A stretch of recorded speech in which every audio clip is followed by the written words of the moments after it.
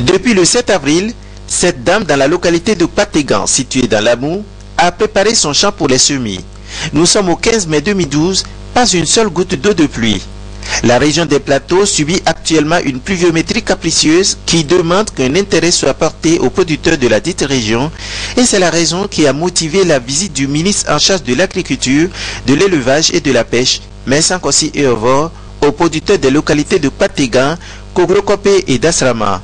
Hormis le don gratuit de kits d'intrants pour la production de maïs et de riz remis aux agriculteurs, Vincent Kossi Eovor a échangé avec les producteurs des différents milieux à qui il a prodigué des conseils en matière de bonnes pratiques culturelles et apporté des réponses à leurs inquiétudes.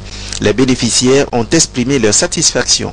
C'est la première fois qu'on voit aujourd'hui le ministre discuter face à face avec les producteurs. On est très contents. Et tout ce qu'il a donné comme conseil, nous allons les mettre en pratique. La rareté des pluies, bien sûr, est un problème à court terme, parce qu'il faut réaliser la campagne, il faut semer. Mais c'est une question aussi à traiter à court, à moyen et long terme.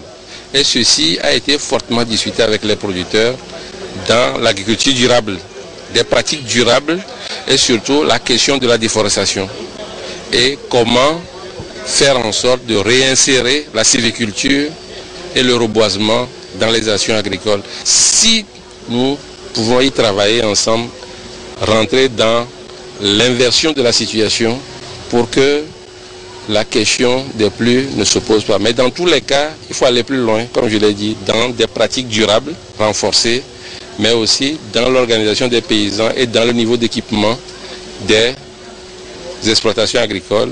Ce qui nous rassure, c'est que, surtout au plan des productions céréales, notamment du maïs dans la région des plateaux, globalement, et sur les 3 points que nous avons visités, les paysans, hommes et femmes, sont engagés à aller plus loin dans la production et dans l'amélioration de la productivité. Composé d'intrants NPK, d'urée et des semences améliorées, les kits d'intrants pour la production de maïs et de riz remis symboliquement aux agriculteurs de Patégan iront à 3246 bénéficiaires répartis dans l'Est Mono, l'Anié, l'Amou, le Hao, l'Akebou et la préfecture de Wawa.